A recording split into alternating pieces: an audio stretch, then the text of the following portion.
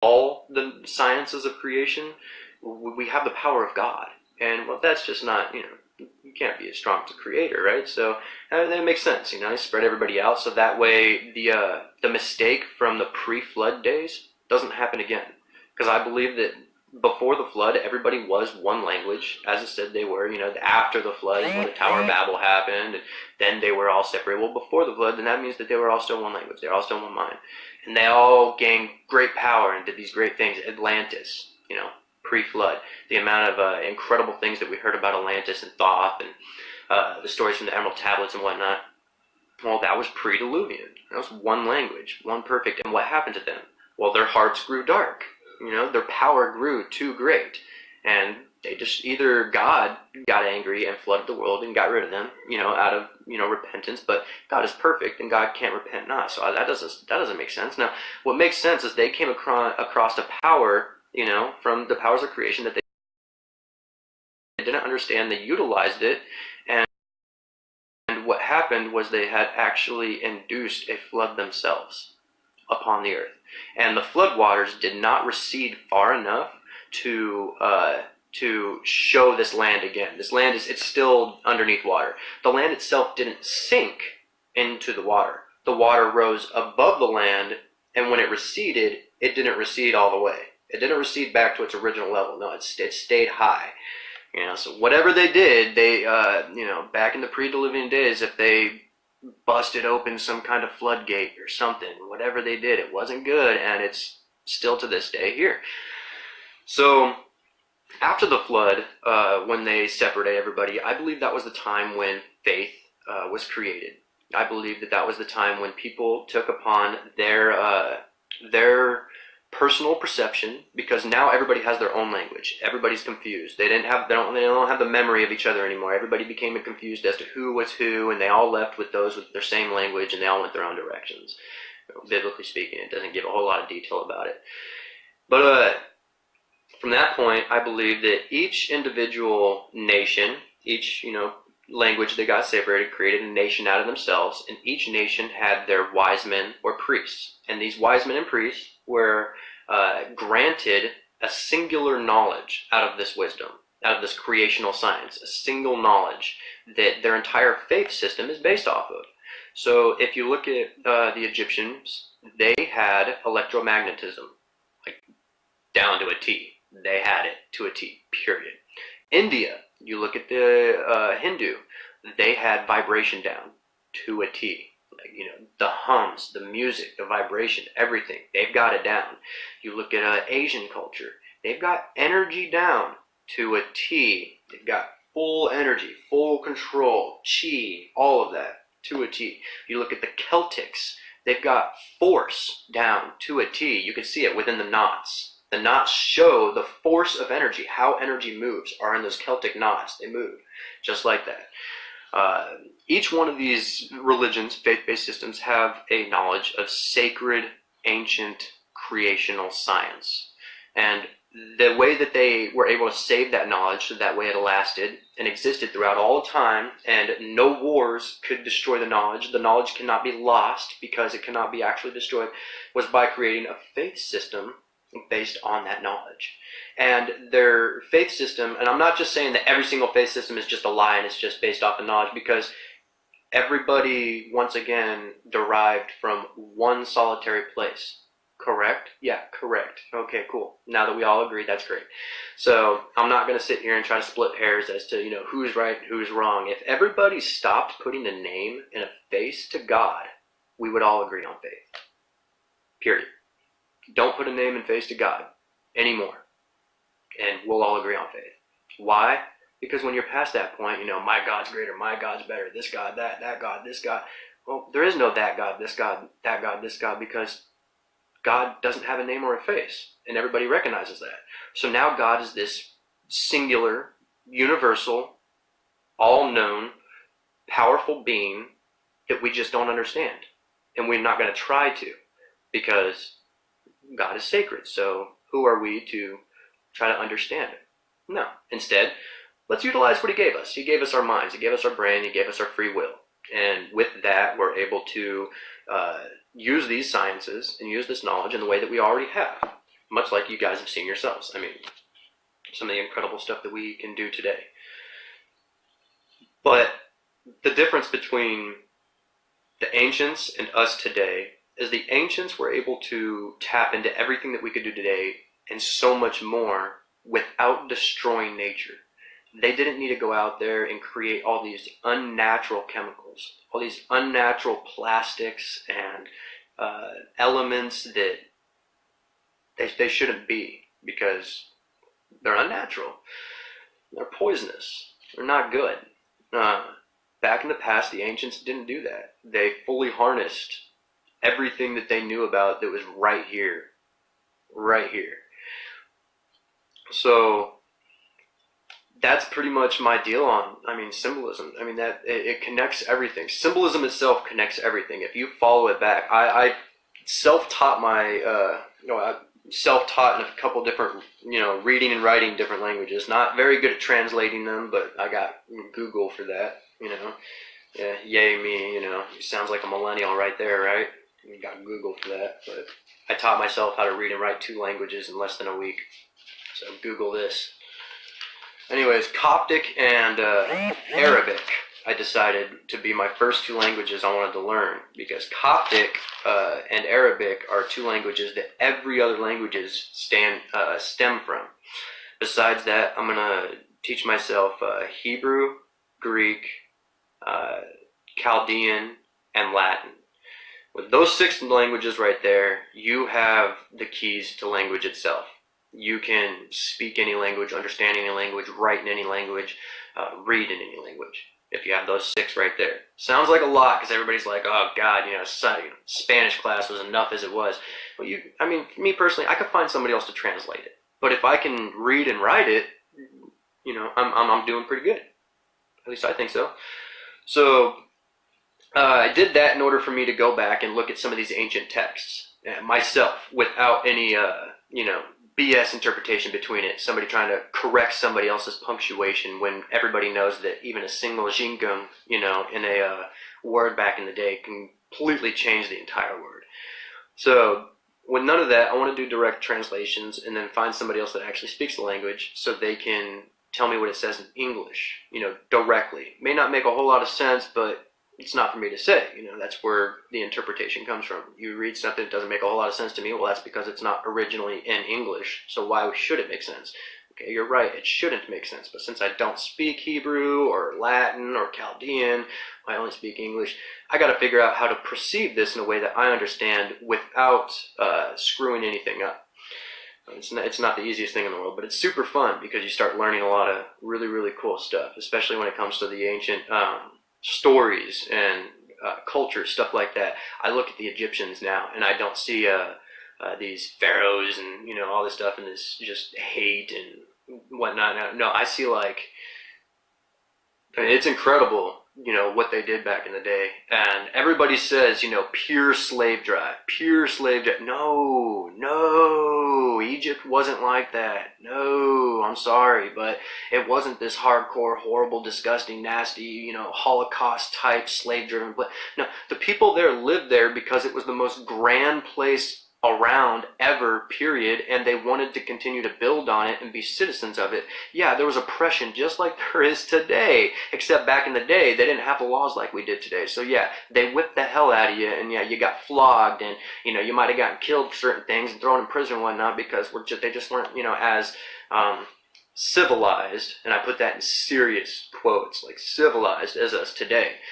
So yeah, it would be a little bit different, but by no means do I believe that they had armies of Egyptians that went from land to land to land, pulling up thousands of people at a time, bringing them back to Egypt and forcing them to work and build their pyramid. No, not at all. It actually doesn't even make sense, What does make more sense is there were Egyptians there that were wickedly smart with the knowledge on how to tap into the frequencies of these things that would allow them to lift them, change their densities, or they would allow them to carve them much more easier. They allowed them to create these incredible feats of engineering and technology, and I believe that the people literally just wanted to be a part of it. If today if right now I heard that there was a country out there where somebody was bringing back the ancient days, and they had the money and the resources, or not even the money, they just had the land, and they're getting rid of, money altogether. They're creating a currency system based off of skill. You trade skill. I have a skill that you can utilize, and you have a skill I can utilize, and we'll trade skills and get done what we need to get done. Perfect. I don't lose money. I don't lose time and sleep. I don't lose half my life working for something that I'm just going to give away for stuff that I never get to see or use because I'm working too damn hard to use it. Anyways, if there was somebody out there right now that was going to build a pyramid, with the exact same specs, that was going to do the exact same thing with the exact same technology, I would be there in a flat second. I would be like, let me see this go down. Let me be here. I want to see sparks fly from the top of this pyramid. I want to see the energy that comes out of this, I want to be the guy that, holds that staff and, watches it power up and emit a beam of electricity or light or whatever it looks like or however it actually happened, and just see what it does. It would be killer, back to be able to do something like that. But unfortunately, that kind of energy is the absolute end of the elites as they know it. And the reason why I believe that the elites are all scrambling right now and why they're all super scared out of their mind is because we just left the age of Pisces, which was the age of the material man. Why we were all so concentrated on material stuff, and we stayed in this spiritual crutch for so many years. Now we're in the age of Aquarius, and look at all the stuff spiritually that's happened already, guys. All the stuff spiritually. Electromagnetism, the electric universe, dimensions, and the God particle, and stuff like that. All of a sudden, spirituality is starting to take this serious rise. For some reason. Why is that? Well, because we changed. This apocalypse that everybody wants to believe in, which doesn't actually translate into the end of days. This apocalypse, I believe that it already happened, and I believe that it was the end of an era and the beginning of a new era. End of Pisces, beginning of Aquarius, which we're in right now, the spiritual age. So just you guys watch. I think that things are going to take a serious turn, a spiritual turn. But then again, that's kind of scary too, because if you think about it, in Revelations, everything happens in a material way, and then all of a sudden, Revelations in the Bible pops up, and it says, it doesn't say this, but compared to the rest of the Bible, and it does say this, that the words of the Revelation are not to be personally interpreted at all.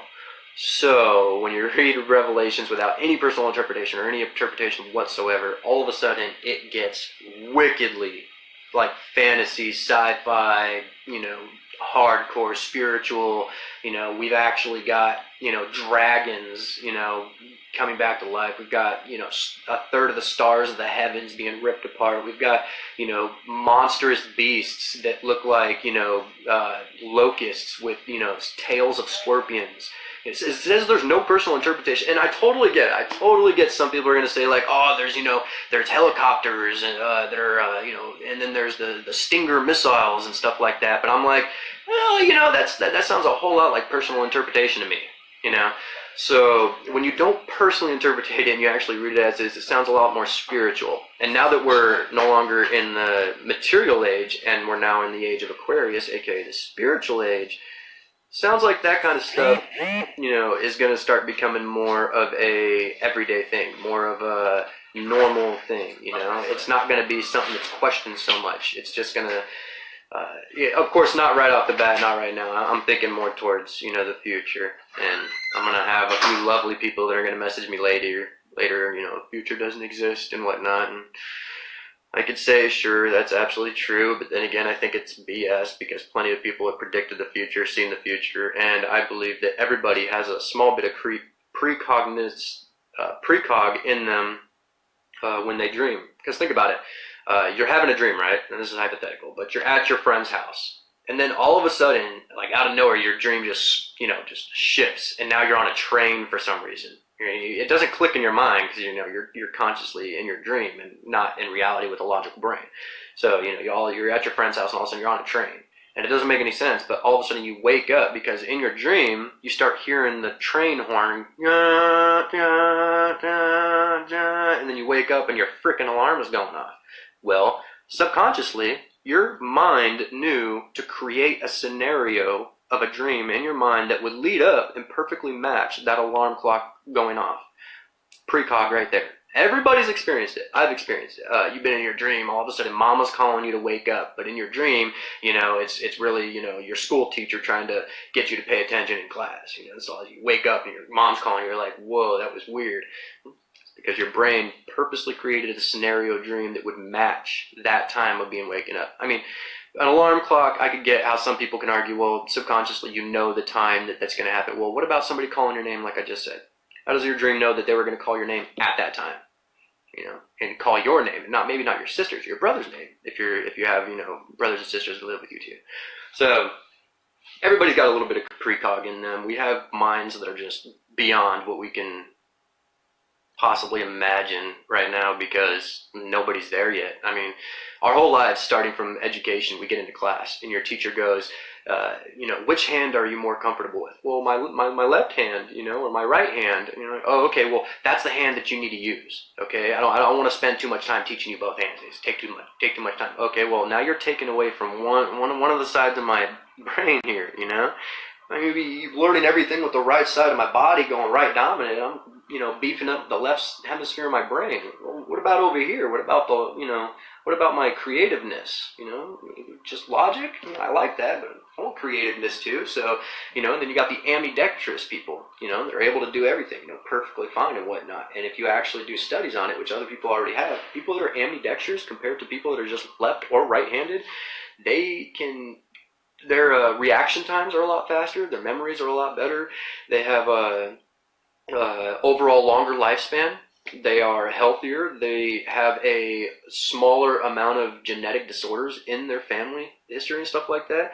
There's a lot of stuff that goes on to this. So even as you right now, there's a big, neurological study that went into this. I'm right-handed, dominated, straight up. So I've been trying everything with my left hand lately. Just been retraining my brain hardcore with my left hand. Everything that I can do with my right hand. And when I get really annoyed and I grab it with my right hand, I'm just like, I'm just going to jump. I stop and I'm like, man, I wasn't able to do that when I was a kid, so I can't do that now. I got to retrain my brain. I'm telling you, like, my memory's getting a little bit better. My reaction time, it feels like it's getting better. I'm making better decisions in my life.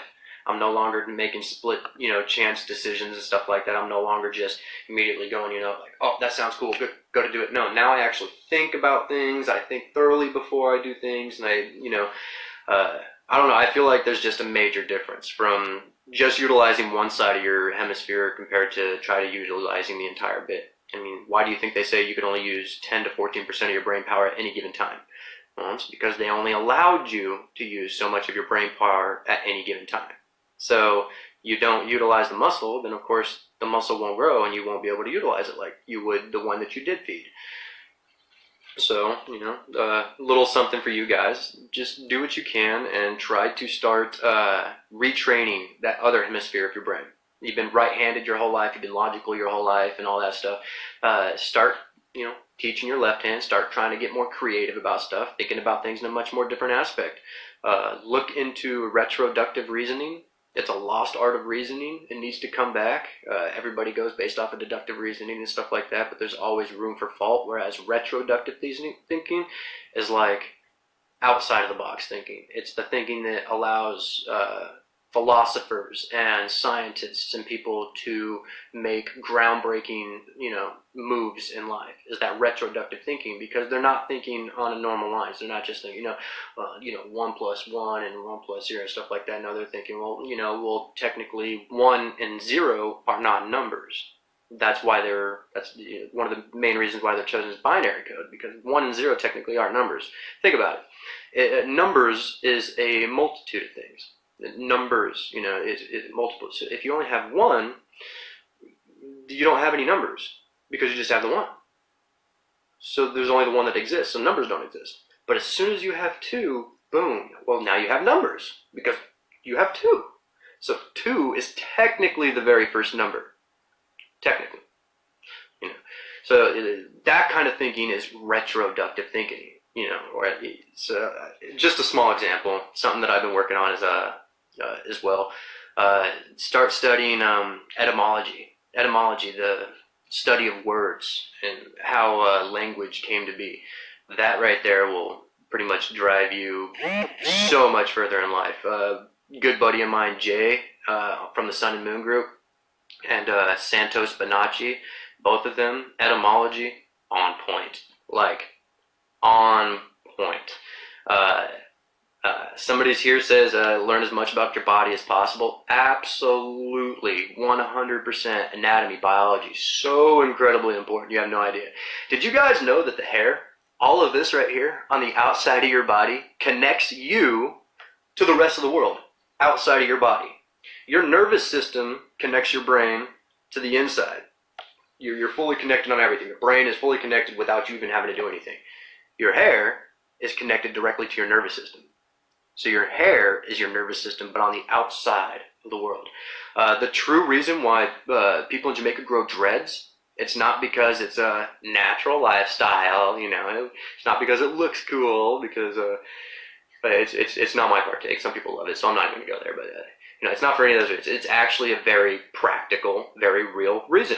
Because the hair, as it grows, you gain energy through your feet because of the earth. You're grounded to the earth, and your energy comes up through your feet into your body, and you expel energy from your hair, from the top of your head out of your hair, kind of like, you know, the nervous system. The energy, electrical pulses follow your nervous system inside your body. The energy follows your pulses outside of your body. Same way with the, you know, your nervous system outside of your body. So your hair, the reason why they grow dreads is because they think that when you have regular hair and it's not all knotted up, that you're losing all of that energy. But when your hair gets knotted up, they think that the energy stays there because it has nowhere to leave. The energy tries to leave, and it's like, oh, nope, can't leave there. Oh, wait, I can't leave here either. Oh, okay, I guess we're just going to continue to keep going and filling and filling and filling. That's why Jamaicans actually go dreads. So I love telling people that nowadays. Whenever I meet somebody with dreads and I ask them about it, and I don't use the shampoo and stuff, the stuff that's inside of it, it's just not natural and stuff like that, and I'm like, bro, you're gonna love this, check it out. You don't realize it, but the reason why you feel like you have so much energy and all this stuff, it's not just because of your diet. It's not just because of this. Like, has a massive amount to do with the fact of what you're doing with your hair, as stupid as that sounds. That's one thing I love about the human body. The eye is so incredible.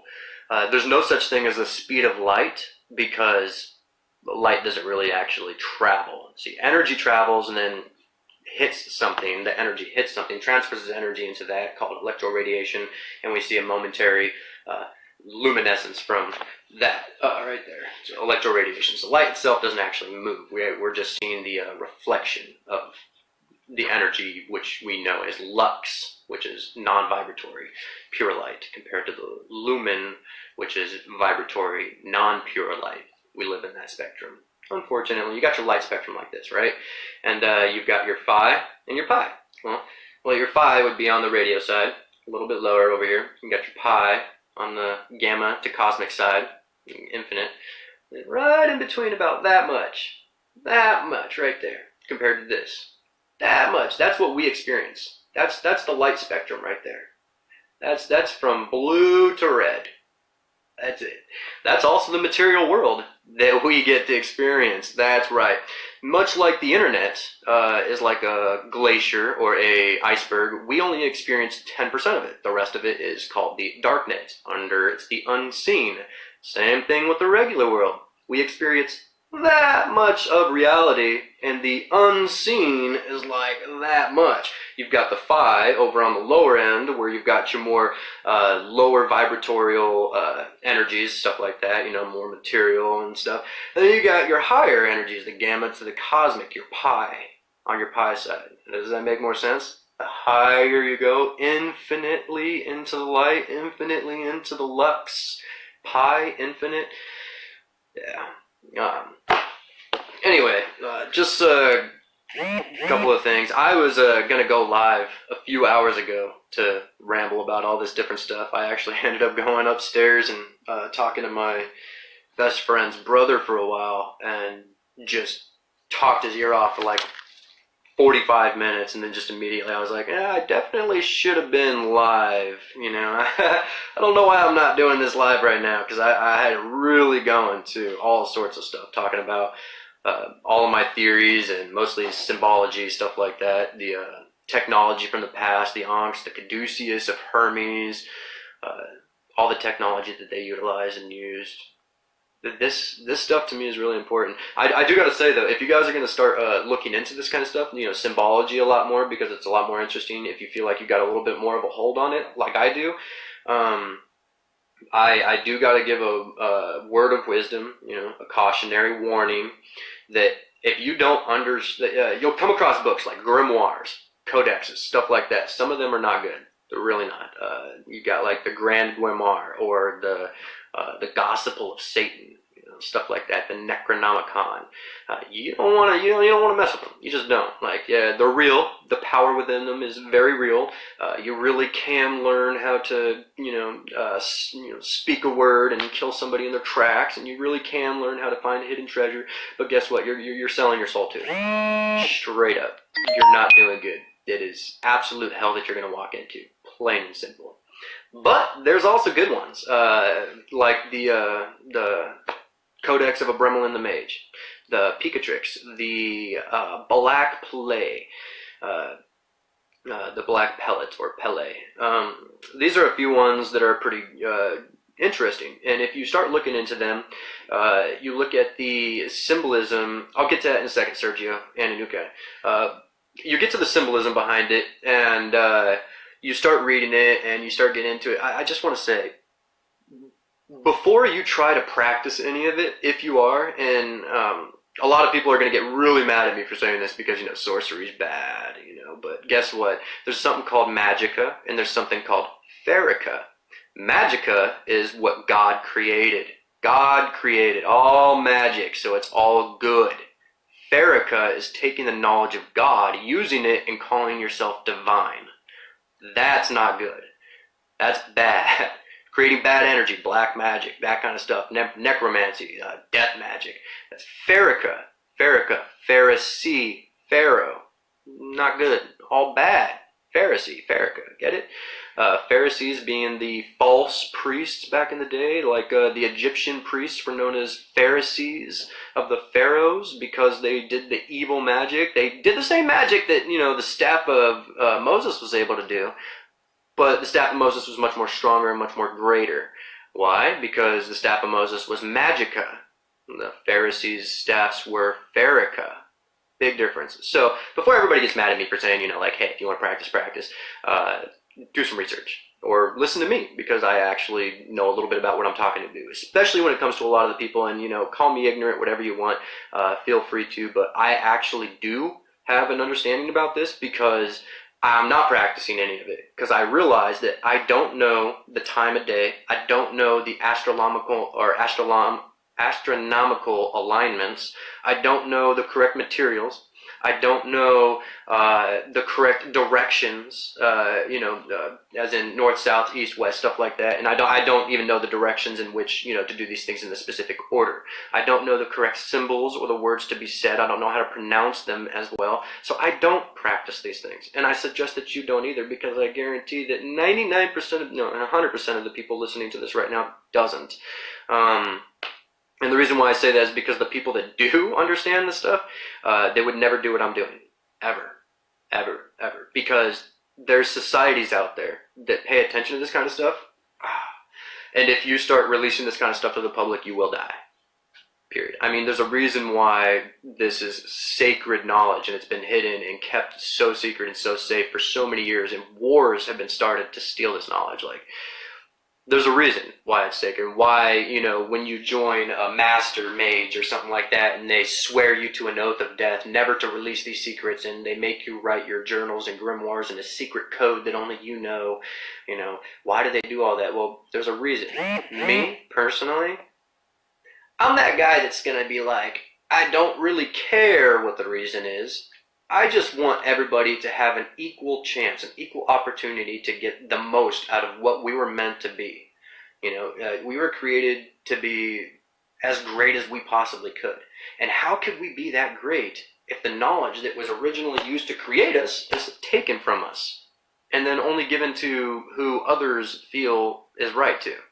I mean, who are these guys, who are these grandmasters and these priests and whatnot to say that I'm not okay enough to learn these things and to do these things? If I had this knowledge and I could do the things that I know that's possible, I would literally reshape and change so many different things in this world. The monetary system, I'd get rid of it. Gone. Done. Ain't no such thing as material exchange ever again, unless you're saying like, hey, that's a pretty flower, I'll trade you a rose for your tulip. Oh, thanks. You know, as like a gift type thing. But material exchange for necessity would never happen again. Ever. In my world, it just wouldn't. Anything natural, ownership of anything natural, unthinkable. Completely unthinkable. Anything natural should just be free. It should just be for us. Apparently collecting rainwater, illegal. In Germany, you have to pay for water, even if you don't collect it. So the water that falls on the ground and goes into the drains, they make people in Germany pay for that. I'd be really pissed off if they did that to us here. But then again, Flint, Michigan, years worth of poisonous water like they have, no change. Good God, government. And then what? Last night, midnight, because they couldn't figure nothing out, the government shut down. The federal government of the United States of America shut down, and it stopped. So every single federal government type agency and whatnot ended last night. So last night, if you had wanted to commit a federal crime, it would have been the time. You want to go ahead and ship 200 pounds of marijuana across state borders at that time, you would have been perfectly fine and legal doing it, because guess what? There was nobody there to back you up, and there was no laws that existed technically at this time. Now, this has happened a couple times before, and people have said that, like, oh, this happened back 2009, 2007, 2013, and I remember these. I remember that. The reason why it's a big deal is because we're a country. A country. At that, we're known as the most powerful country in the world. Our president is known as the most powerful man, the most powerful human being in the world. That's what they call him. As much as I don't like Trump and our government and the way that they run things, that's the way that it is in the world, and they are the most powerful. So if they're the most powerful and we are that great and everything, how is it so damn easy for them to shut down? I don't get that. I don't get that at all. Everybody's like, oh, it's happened before, it's not going to be a big deal. I get it's not going to be a big deal. It may not change much. It may not, it's just a little hiccup, a little bump in the road, whatever. It's the fact that our government, from the strongest, most powerful country in the entire world, shuts down when there's countries out there, in third world countries, and their little governments and their little politics and whatnot are completely survivable. In Sweden, I believe it's Sweden, correct me if I'm wrong, they actually allow children into their Congress. And look at them. They don't do war. They don't do a lot of that stuff that we do. They're pretty damn chill over there. America get a few different things changed, that's for sure. Starting with Trump. Change Trump. And I guess some people like Trump. I get that, but to me, we don't need a reality TV star to run a country. We don't need a businessman to run our country. Okay, no.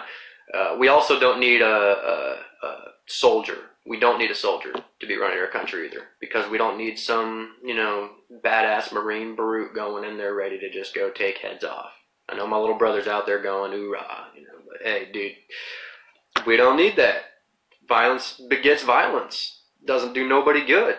Plain and simple, What we do need, I would say, is a collection of people, to put any kind of amount of power on any single solitary individual is an automatic failure when it comes to the founding fathers of this country. When they decided to give power to a single man and call him president and let that person rule as a single entity throughout the country, they messed up. They failed us. I get that we have Congress and all that stuff, and it's really a group of people and all that stuff, but I'm talking about Just people. Not politicians, not people that wake up every single day with, corruption and crap on their mind. I'm talking about mothers, fathers, construction workers, doctors, everyday people just like us. People that actually are living here, people that actually have to deal with the stuff, that's the kind of stuff that we need, in my own personal opinion.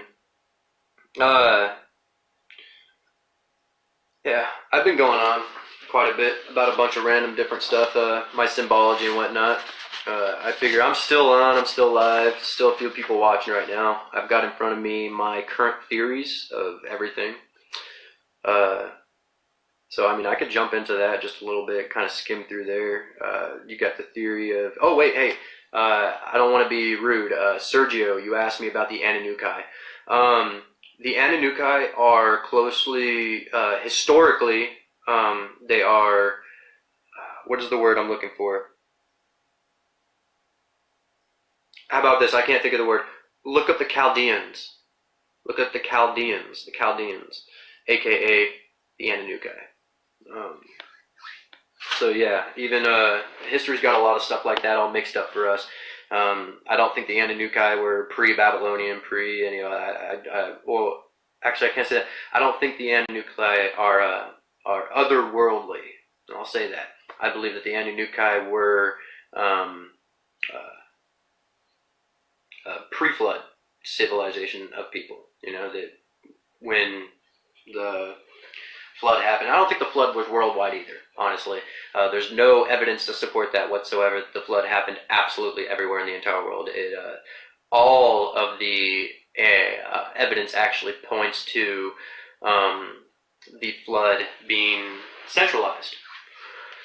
Let me see, what else do we got? Washington, D.C., not even U.S. soil.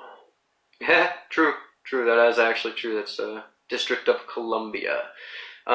Did you guys also know that there, who is it? I think it's the Federal Reserve. The Federal Reserve is a completely and totally separate entity from our government. Our government cannot stop or do anything or step in or anything on what the Federal Reserve does. Did you know that? I was watching something. It was an old clip that somebody was able to save, and I found it on YouTube. And it was an old guy who was, I'm guessing, some senior official. He wasn't the leader or nothing, but he was a senior official of the Federal Reserve. And the person interviewing said something to him, and he looked at him and he said, "There is not a single person on this earth that can stop us in what we do." And I'm just thinking in the back of my head, I'm like, the Federal Reserve, I'm like, didn't the Rothschilds create that? And aren't the Rothschilds like British or English? They're not even American. And doesn't the Queen like answer to the Rothschilds, or the Rothschilds to the Queen? So technically the Queen has a branch of government here in the United States that has more power than our current government, and our current government can't do anything about it? What? So the District of Columbia, Washington, D.C., where the Federal Reserve is actually owned by the Queen, the monarchy. So you're telling me that America is still owned and worked by the monarchy? No way. So this isn't a dictatorship? Oh my God. So now your voting and everything starts to make a little bit more sense, right? Why everybody realizes that they voted for a certain person and that person didn't really get elected, but the other guy that everybody freaking hated, he did. Well, now it starts to make a little bit more sense now, right? Because this isn't a dictatorship. We live in a monarchy, and we are pretty much all under the rule of the Queen. Yeah, that sucks, but it is what it is. Everybody could say what they want, America, yay, America, yeah, greatest country ever, woohoo, yeah. Once upon a time, America was absolutely the greatest country ever. We did things. We conquered, we rose above. We never bent to terrorists. We never backed down. Like, we had a backbone once upon a time. We truly did. And then, all of a sudden, we started getting these people in office that they started getting, the corruption just started getting deeper and deeper and deeper. And all of a sudden, next thing you know, every time North Korea, cries, we're sending them everything that they ask for, yet we don't negotiate with terrorists. Okay. Let me see. Gaddafi. Ooh, I was just reading about Gaddafi in Libya. Apparently, Gaddafi was not as bad as everybody says he was. This guy had like liberated his people from like American tyranny in such a hardcore way that America turned this guy into this disgusting, horrible being, and even his own people turned against him. Even his own people. When I mean, like, it's kind of like ISIS. If you're anybody in the truther community, you know that ISIS is CIA operatives. Like, we all know that. Okay, so like ISIS, it would be the same thing as being pissed off at the Muslim community for ISIS when everybody knows damn well that ISIS is Americans. You know, it's the same freaking thing. Like, let's start looking at who the real jerks are, who the real beasts are. Hello, it's the CIA. You know, everybody's like, well, it's just straight up the government. You know, it's the government, it's the feds. It's not. Sorry to say, it's the CIA and the Federal Reserve. No joke. The CIA has run all of Black Ops. They are the dirty pond. They've been outed several different times, for crying out loud. I mean, it's American regular knowledge. You could look it up if you want right now. It was the CIA that got the entire cocaine thing started in the United States in order to get untraceable money to fund a terrorist organization in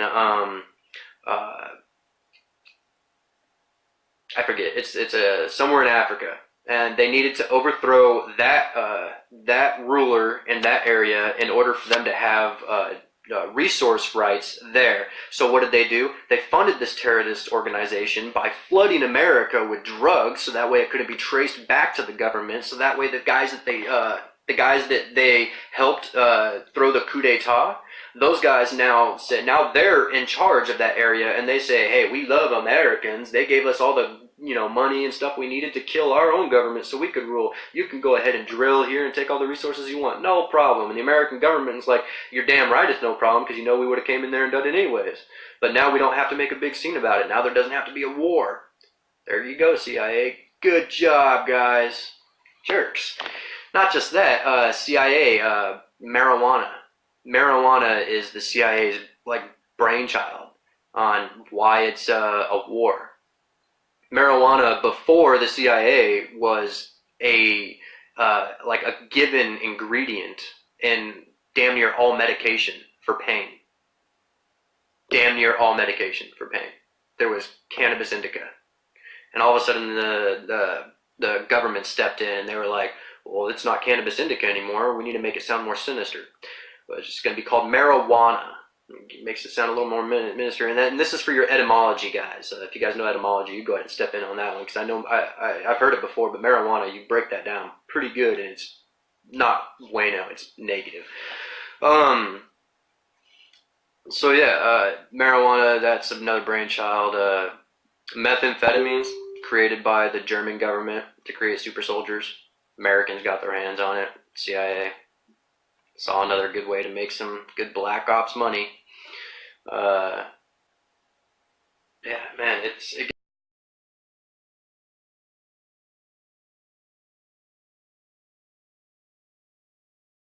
it's bad, and our government knows it. They've called them out for it. It's regular. Everybody knows about it. The news are.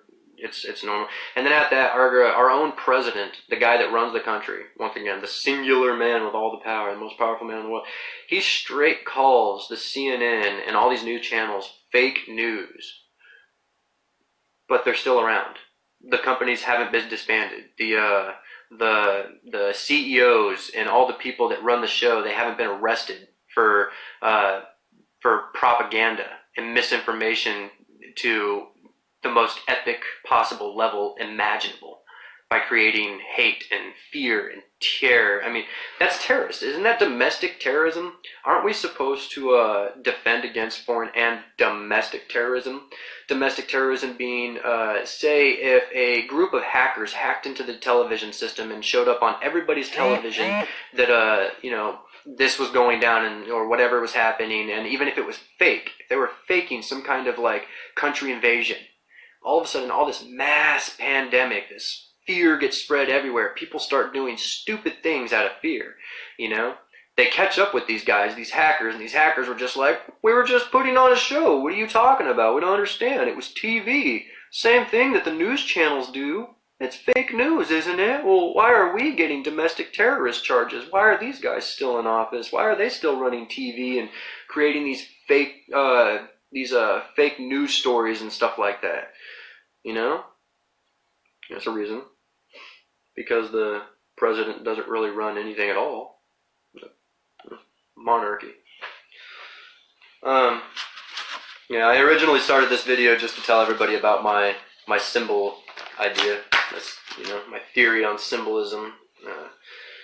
But I guess it kind of turned into a little bit of a rant and rave. I never do this much anyways, and I think that I need to start doing it a little bit more often, so that way I can start explaining a lot of my stuff. I'm gonna start doing that actually, so that way I can break down my entire theory system for you guys, so you guys can understand exactly what I understand when I talk about stuff. Because I know a lot of people get, you know, kind of pissy with me and stuff when I start using words like centrifugal and reciprocating and hyperboloid and hypertoroidal and stuff like that. But I'm like, when you're talking about the creation stuff, you know, and I'm like literally dumbing it down as much as I possibly can. And I'm only saying dumbing it down because I can't break it down any further. I mean, I've literally gone to the actual elemental breakdown of the creation of the universe. I can't break it down any further for you, you know.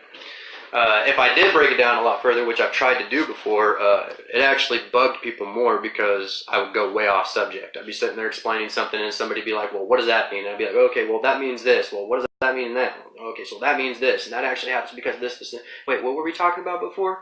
Yeah, so best things best. When that happened to me, what I did is I grabbed a piece of paper and a pencil, and every word that I didn't understand or didn't know, I wrote it down. I went back to it later. I watched a video on it. I looked up the definition on it. I had it explained to me in three different ways, so that way I fully felt like I had a complete, total understanding of that word, its inner and outer workings, the etymology behind it, and everything.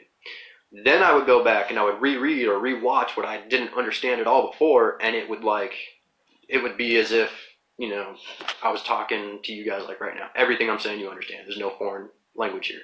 So that's just, you know, another little bit of advice. If you guys want to, you know, articulate your palate a little bit, try to, you know, beef up that vocabulary that you got.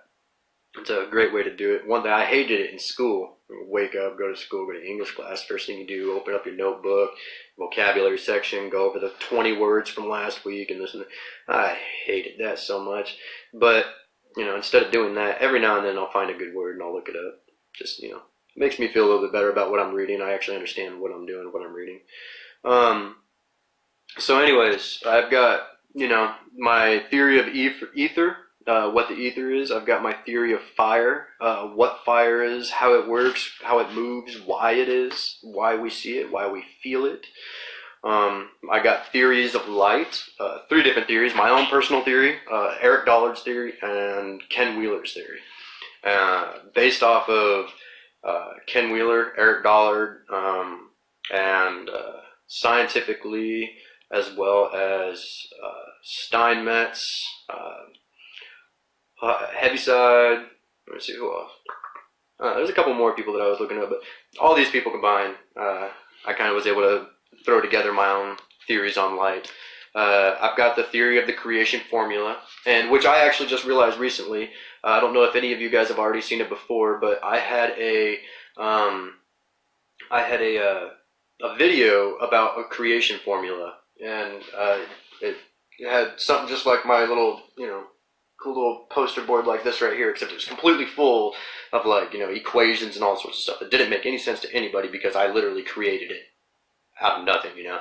I created all the little symbols and stuff because it was just a way for me to visualize the actual equation, you know, like frequency equals energy over time, etc., etc. So I realized that I have found the creation formula for the material plane. you know, when I was showing you guys earlier, we got reality like this, and we experienced that. Well, I found that creation formula right there. Just that little bit right there. That's what I found. All of that,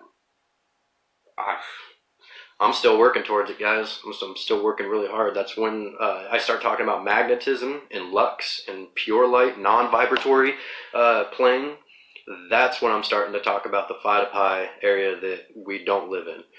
So, yeah, I'm pretty well educated as far as our material plane, but anything unseen, I'm still working on.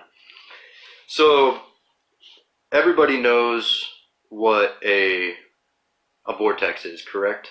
We all know what a vortex is, aka like a tornado. So a tornado, as it spins, it has a point on the bottom, and then it widens up at the top. And then as it spins, it takes everything from outside of it and forces it into that center of it, right? There's got that center column right down in the center. Well, that center column is that column of equilibrium that's produced because of the point of inertia from the energy. Energy flows in a double helix to halo wave formation. All right, so double helix, you guys know what a double helix is, right? It's your DNA. The halo wave formation is like a scroll. So you see, you got the scroll. So as it spins, it comes up, and when it hits something, as if it's not just free spinning, it hits it, it goes the halo wave back into its spin, back into its regular spin. So when you got the energy just in its regular free form spin, and it's just moving, it's along with the Birkeland currents and whatnot, and if there's a point of inertia, the perturbation in the ether, point of inertia, all of a sudden that energy seeks that point of inertia. It wants stillness, constantly moving, constantly vibrating, constantly. It wants to rest once it comes to still. So it seeks that point of inertia. So now all of a sudden you've got this double helix, and then it just comes in and it seeks that point of inertia. So it comes down and it meets at that point, and the tip of it still comes in. So it creates this vortex, right? Now, when the energy hits that, when it comes down and it hits that point of inertia, since it's just a point of inertia and there's nothing, there's actually nothing there. It's a point of nothingness, which is what magnetism is. It can't be filled. It can't expel. It can't do any of that. So it's just a point of nothingness. So the energy seeks it, but when it actually finally gets to it, it's repelled out, right? So all of a sudden it's repelled out, but because of the force of the vortex, kind of like a tornado sucking everything in, it gets pulled out and then it gets sucked right back in. So now all of a sudden you got kind of like this torus, right? But inside this torus, you've got a singular vortex from this torus, right? You don't have the hyperboloid inside of the torus with only one. Now, if you have two toruses, one with the vortex going down like this, and one with the vortex going up like this, when they come and they meet, kind of like Earth, it creates a plane of equilibrium in between the two toruses, and the 2 points, the 2 vortices that connect, creates a hyperboloid, or what you guys see right there. What does that look like? The infinity symbol? Yeah. It's got the hyperboloid right there in the middle. The infinity symbol, why is it the infinity symbol? Why does that make sense? Well, because it's an infinite cycle, unending, perpetual motion, right? But in between these 2 points, you've got a plane of equilibrium. Think about, let me see. I don't really have anything. So you've got one torus right here, the other torus right here. And when they meet, just like that, in between, you've got a plane of equilibrium, right? So that plane, constant energy bombarding it, being hit, and then it just, gets denser. Next thing you know, you've got what I like to call elemental material. I don't really use the words particles or molecules, or at least I try not to, because it's more deceiving than it is truthful. I call it elemental material because at the basis of everything, if you had a good enough microscope, everything is vibrating energy. Everything. You take the most solid thing you could possibly find, and at its most basis, when you get down in there, it's vibrating energy. So technically, all matter is energy. It's elemental material. So it creates a plane of elemental material. Now, as above, so below, right? Well, now that's going to make a little bit more sense because you've got your energy from above and your energy from below. So in the middle, naturally, you would get like this this kind of structure that would look like a mountain right in the middle, because that's where the energy, the equilibrium, the column of equilibrium, stillness, energy could build up right there without getting shot out all over the place. It actually come to rest, dense up. So now you got these columns. Guess what's in the middle of what we call flat Earth? Mount Meru. Big, huge mountain. How did that happen? Well, now it makes more sense, right? You got the two toroidal field, or the two toruses, they meet in the middle. You got the hyperboloid in the center with the column of equilibrium in the center, so allowing everything to settle, and you're creating the plane right here around it. But in the middle, in the center column, in the center of the vortexes, you start building up this mountain. You got the Mount Meru right there. Your magnetic north too, your magnetic center. Why? Because the point of inertia, it's in the center. It's right there. That's why when people say there's a North Pole, South Pole, well, why is it that the further you get from the North Pole and closer you get to the South Pole, why does the compass not all of a sudden switch direction? We're halfway through, because technically the other pole from the South Pole should become the stronger pole, right? So now the North Pole wouldn't work out very much. But that doesn't happen. No, see, the further away you get from the North Pole, no matter what, your compass is always going to point north. Why is that? Because there's a single point of inertia. That point of inertia is dead center north. North is center. Mount Meru, that plane. So, yeah, I mean, that's flat Earth for me. That's my explanation of flat Earth. I don't go based off of a lot of what other people say. So yeah. The firmament, you guys may like this one, my firmament definition.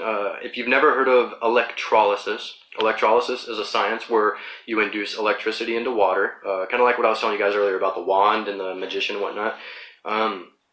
You induce electricity into water between two plates, and the electricity bounces from one plate to the other, and the water in between is getting ripped apart by the electrical current. So the elemental materials get separated from oxygen to hydrogen, and you're able to utilize the hydrogen if you want to, build a generator for like your car, or a heater in your house, or propane system, something like that. You totally can, by the way. You run any kind of gas-made system on hydrogen. It's stronger and cleaner. It's dangerous because, of course, it's gas. So anybody that says, oh, well, it's more dangerous of a gas, all gas is dangerous. It's all combustible. It'll all kill you. Okay, just don't be stupid around it. Just like you're not stupid around propane, don't be stupid around hydrogen. You'll be just fine. The only difference is that you're not destroying the land and creating some false, unnatural chemical that's, powering all your stuff, that's letting off all this nasty soot and pollution and whatnot. Instead, you're using water that's actually breaking down into hydrogen and oxygen, which it does naturally in the world anyways, that's actually helping to clean and filtrate your world. So this fuel system was like the opposite of pollution, and it's natural. Yet for some reason, it's been hidden from everybody. There's a guy back in the day, he created an HHO generator powerful enough to power your vehicle, and it would take 1 gallon of water to get you about 200 miles. This generator that he created was so incredible because it was the size of a spark plug. As a matter of fact, it replaced one of your spark plugs. You took one spark plug out, replaced it with this generator, and hooked the other bit up to your air intake, and that's it. It's all you did, literally. And your car ran off of water. Ridiculous. And then I personally thought of another idea through my super condensation works that I've been dealing with. While you're driving, there could be special slots built into the car with copper tubing that is packed with glass. That'll allow the air to get collected in there, super condensate, turn into water, and then that water could be dripped into a reservoir for your HHO generator to, gas up your car. So effectively, as you drive, you're refueling your car. So you never really have to stop driving, you never really have to stop refueling. The only thing you really have to worry about is oil, because when you're working with mechanical stuff, oil, plain and simple, just wears down after a while, With that idea, I mean, you can literally have airplanes, boats, any vehicle imaginable where they can run day and night nonstop and never have to stop. So you could fly nonstop for the rest of your life. You can take a tiny little skipper boat and go across the entire ocean without worrying about fuel. I wouldn't do it. I have a serious fear of the ocean, but it would be cool. Technology like that's the stuff that I love. Yeah, like I said, I get sidetracked really easily. We were talking about the flat earth. So my definition of flat earth, I already told you guys all that stuff rather than, how everybody else thinks about it. And then I got past that, didn't I? Jeez. I need some, coffee or something. Oh yeah, the waters, the firmament. Okay, I'm sorry guys, electrolysis. So I told you guys about electrolysis, what electrolysis does. All right, now, think of the primal waters. The waters all around us. Now think of the father, the primal mother, prima materia, primal material, aka the female, the primal female, and then the primal male, the primal father, the primal source energy, inseminated the mom, or the female. Now, when you do that, think about energy, aka electricity, going into the water. Now, all of a sudden, it'll create this bubble inside of the water of oxygen and hydrogen. Right? Now, hydrogen's more buoyant than oxygen, so it would naturally go to the outside. So it would create a sort of cocoon around the oxygen that would stay central within the center of it. As this process continued, since it's completely covered by the primal waters all around, and to my knowledge, the primal waters are just as conscious as the primal source. So however it happened, through the process, when you pressurize hydrogen, it becomes a metallicized crystalline structure. So when we think about, they say the firmament has like a melted glass crystalline like look to it, and then hydrogen, when it's solidified and becomes metallic hydrogen, has a metallic crystalline look to it, so yeah. So that would make sense. So through electrolysis, I believe that the firmament was created. Now you got the firmament. All of a sudden, you got this bubble of water. Well, from that happening, there was a perturbation, right? Once again, there's a perturbation in the water, creates that bubble, zip, poof. And now from that's a big perturbation. Now you've got energy flowing. Energy's like, hey, point of inertia, let's go. Now you've got this torus, and you got the second one underneath too. And then when they meet, all of a sudden you got this plane of inertia that gets created within it. And all of this falls really closely with how females give birth and have children and stuff. You think about it, a female within the womb, creates that little bubble inside the womb, and then inside that bubble it starts with a singular cell, aka the sperm. Then it goes to 2 cells, 4 cells, 8 cells, 16 cells, 32 cells, 70, keep going. So you got all these cells. Well, it eventually grows and turns into one solitary being, a single solitary conscious being, right? Well, think about Earth. The primal father inseminated the primal mother. The energy inseminated the water, the primal material. And then out of that came that bubble, just like inside of a female. Inside of that bubble, just like the solitary cell that, started everything off, you have the solitary human, the first man that was created. And then from that man, the rib was taken, so kind of like a cell divides itself into from that man, there was a rib taken, and another person, another cell was created. And then all of a sudden, those 2 cells, from each other, they created more cells, more people, and now more people and more people. So if you think about it, our little Earth right here, in the grand scheme of the primal mother and father, every single human being in the entire Earth and everything held within is literally the birth child of creation. All of us combined as one single solitary consciousness growing and working to become one. That's what we're like. That's what I see everything is. That grand question, why do we all exist? Why are we all here? Well, let me tell you something here, you know. You got the mother and the father, and when two people love each other in a cosmic scale, you get a planet. uh, yeah, I don't mean to make that sound so childish like that, but you know, just trying to have some fun. Um, I don't know if that makes any sense to you guys. Awesome. If not, awesome. It makes sense to me. It's how I'm able to literally get everything. Research sonoluminescence, sound becoming light in water. Yes, sonoluminescence. That's what I'm talking about, Ryan. Sonoluminescence. Well, that's just sound becoming light in water. But Ryan, if you actually look it up, there's many kinds of luminescence. You've got sonoluminescence, chemiluminescence, electrochemiluminescence, electroluminescence. You've got bioluminescence, fluoroluminescence. So many different kinds. So um, with me, I was thinking the same thing. I said,